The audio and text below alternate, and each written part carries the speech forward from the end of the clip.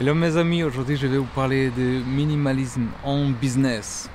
Ça veut dire, tu sais quand on lance un business, un entrepreneuriat, on a la tête pleine d'idées, tu vois. L'envie de tout tester, de tout déployer. Et on se dit qu'il faut être présent partout, tu vois, avec les produits, tu vois, partout. Ça veut dire, on peut s'épuiser. Et on peut gaspiller notre énergie qui est très précieuse un peu partout. Et justement, on va voir que faire moins, mais mieux, c'est super important. C'est vraiment le principe de ce minimalisme. On ne parle pas beaucoup dans le business, tu vois. Mais c'est une philosophie qui consiste vraiment à se concentrer sur ce qui est vraiment important et ces actions pour aller vraiment à l'essentiel et avoir plus d'impact avec tout. Et dans cette présentation, je veux t'amener dans cet univers où la simplicité est vraiment importante, où chaque élément qu'on conserve dans sa vie, il y a une raison d'être, tu vois.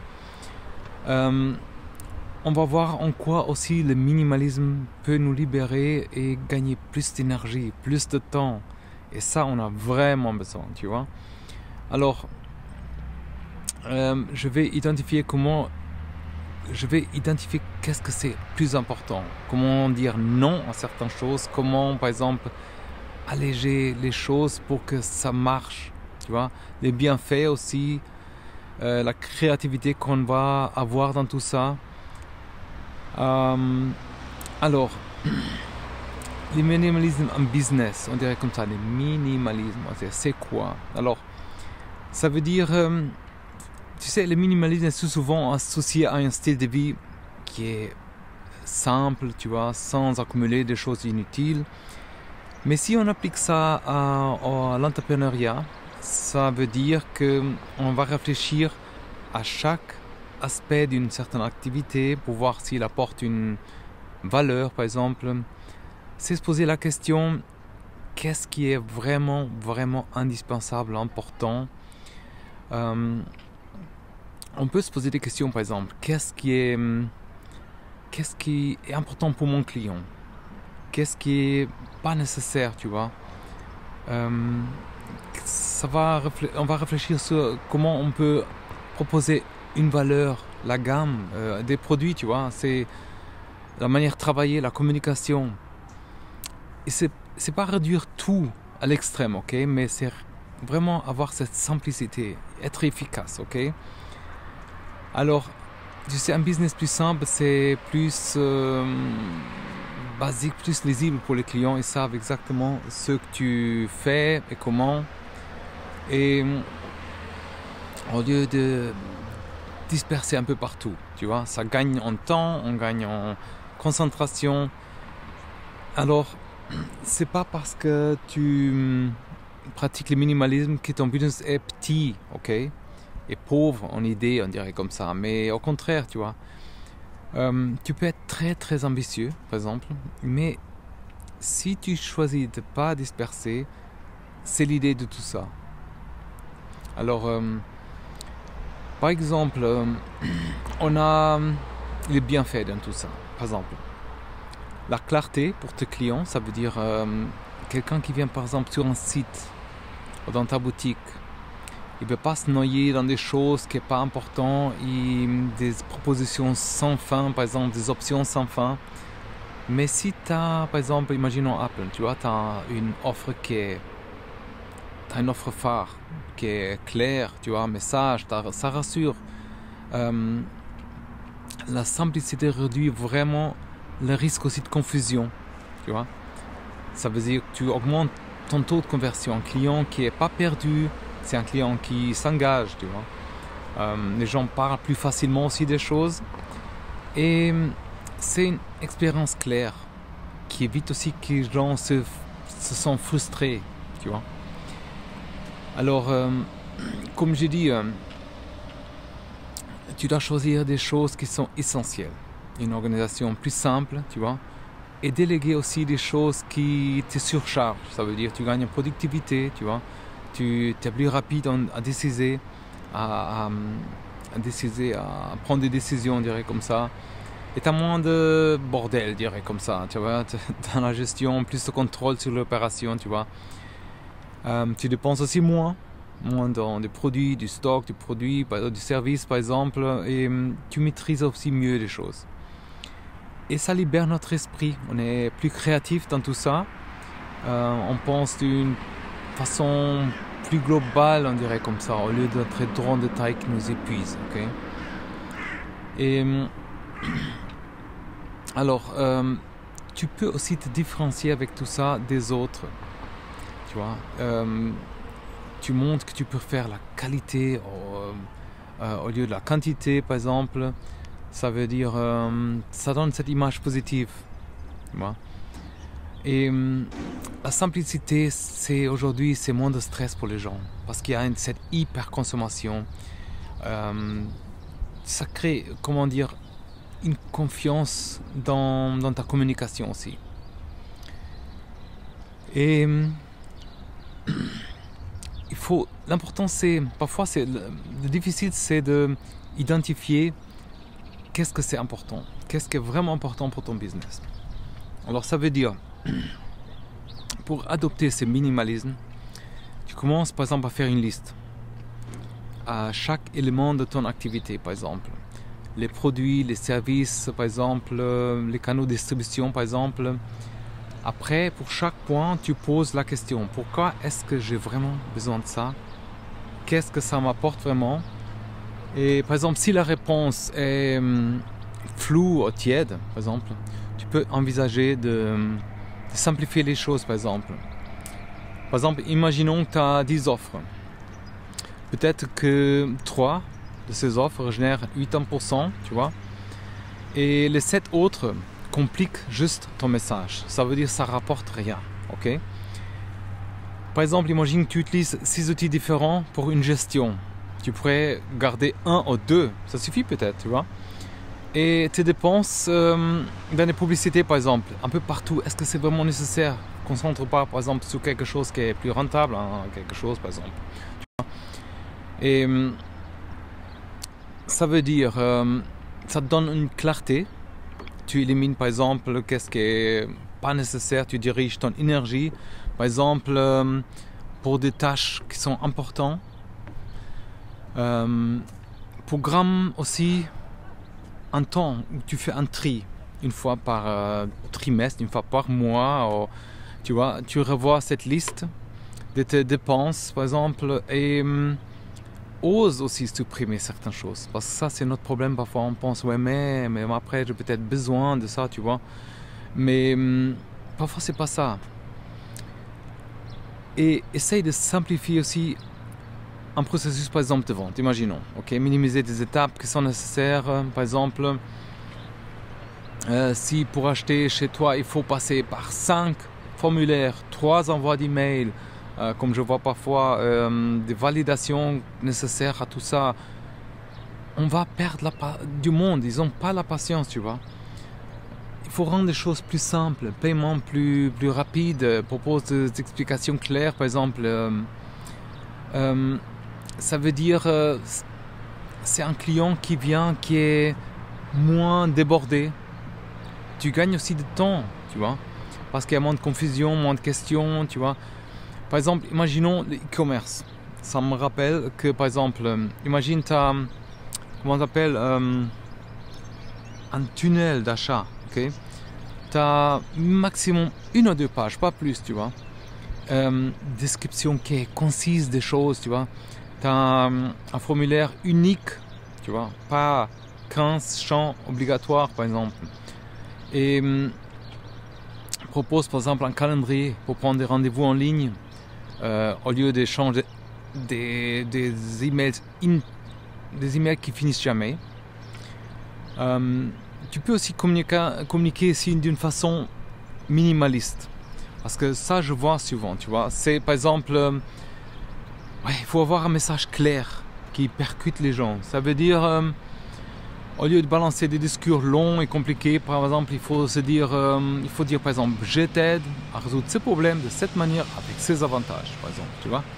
Ça évite les confusions, des trucs techniques, ça sert à rien. Et la simplicité, ça captive aussi, tu vois, l'attention. Ça rend la promesse unique, tu vois. Ça veut dire que les gens comprennent vite, ce qui augmente cette attention, tu vois. On peut décliner facilement le message sur plusieurs supports aussi. Par exemple, c'est simple, c'est pas adapté à tout, tu vois. Et aujourd'hui, je pense que ça fait aussi une différence entre les entreprises, parce qu'il y a beaucoup d'entreprises qui noient les gens avec les informations qui sont inutiles parfois, ok? Par exemple, concrètement, imagine un slogan, par exemple une phrase qui accroche, qui résume ta valeur. Par exemple, je crée pour vous des sites web intuitifs qui transforment les visiteurs en clients. Okay? Mets vraiment ça sur ta page d'accueil, dans ta signature d'email, dans tes réseaux sociaux, et ça va guider tes gens pour toi. Okay? Ça ne va pas les éloigner de ce qui est important. Et ça crée aussi une certaine satisfaction. Quand tu vois l'essentiel, tu mets davantage d'accent sur l'expérience, par exemple, l'expérience du client. Au lieu de proposer 1000 options, tu donnes un service clair, bien conçu, un accompagnement qui est vraiment authentique, tu vois. Tu peux facilement personnaliser ta relation, écouter aussi les besoins des gens. Ça veut dire, ça donne un sentiment qui est personnalisé. Les clients se sentent compris. Et il ne se noie pas dans beaucoup d'offres, tu vois. Tu as un taux de fidélité, un client qui est heureux, par exemple. Tu traites moins d'appels parce que tu as moins de produits complexes. Un exemple, par exemple, imaginons, par exemple, qu'au lieu d'offrir 5 gammes dans certains produits, pour à la fin le même usage, ok. Tu peux par exemple choisir par exemple tu choisis une ou deux, tu vois. Par exemple, imagine que tu fais le coaching. Tu te spécialises par exemple coaching pour entrepreneurs qui veulent doubler leur chiffre d'affaires par exemple, au lieu de dire coaching pour tout le monde dans tous les domaines. C'est moins large mais ça marque les gens, tu vois. Ça leur parle plus. Tu gagnes avec cette productivité aussi, cette créativité, tu vois. Ça veut dire, cet minimalisme, ça libère notre esprit, tu vois. Ça veut dire, quand tu te concentres sur quelques priorités, tu te disperses pas avec 50 projets à moitié commencés, ton cerveau devient plus libre, on dirait comme ça, pour approfondir, pour creuser des idées, pour innover sur un périmètre moins vaste, tu vois. Et ça aussi, c'est plus intense. Ça veut dire notre espace mental, c'est important. Ça dégage tout ce qui n'est pas nécessaire, ok. Ça veut dire, ça donne une meilleure qualité dans les choses, tu vois. Tu peux suivre les choses sans être submergé avec tout, ok. Personnellement aussi, tu as plus de satisfaction. Tu vois des choses qui marchent au lieu d'avoir plein de choses qui ne marchent pas. Concrètement, imaginons. Applique la règle des 3 tâches. Ça veut dire important. Par exemple, un objectif par semaine. Élimine les micro-tâches qui n'ajoutent rien à ton business. Par exemple, programme aussi des réflexions sur ce qui marche, désactive certaines choses qui ne marchent pas, et brainstorming un peu avec les gens, ça aide aussi, tu vois. Alors, ce minimalisme aussi, ça se programme, ok, sur ton agenda, sur ton calendrier. Et avec tout ça, tu vois, ça donne un peu plus d'équilibre. Ça veut dire moins de surcharge, plus de liberté, tu vois. Ça veut dire si à la fin, tu es un entrepreneur qui est minimaliste, tu ne cours pas derrière tout. Il faut quand même, tu restes investi, c'est clair, mais tu te poses des limites. Tu refuses ce qui n'est pas important, tu dis non aux projets qui te détournent de tes missions, tu vois, de tes valeurs. Tu évites cette confusion. Et ça veut dire que tu gagnes plus de temps pour toi, pour tes ressources, pour voir même tes proches développer des loisirs, tu vois. Tu as moins de stress, meilleure santé mentale et ça, c'est important. Avec tout ça, tu peux définir, par exemple, pour faire tout ça, tu définis par exemple des horaires de travail qui sont concrets, ok, raisonnables. Pose-toi des limites. Si par exemple, tu es comme moi, tu as beaucoup de to-do list, et limite à 3 à 4 points par jour. Alors j'ai tellement de listes que je ne les suis plus. J'écris ça en 3-4 points par jour. Et concentre-toi à concrétiser ça. C'est déjà très bien, tu vois. Notre temps est précieux, comme tu sais, et il faut l'employer sur ce qui nous apporte plus. Je sais que c'est tout un peu cliché, mais essaye de le faire, c'est pas évident, hein, tu vois. Par exemple, imaginons, Apple, une marque, tu vois, iconique, qui a pendant longtemps mis sur un catalogue restreint, mais c'est ultra spécifique, tu vois. Par exemple, il y a des startups qui lancent un seul produit, tu vois, qui cartonnent. Et ça empêche, par exemple, de se disperser. Et quand tu te focalises sur un concept qui est fort, tu peux t'imposer cette référence, tu vois.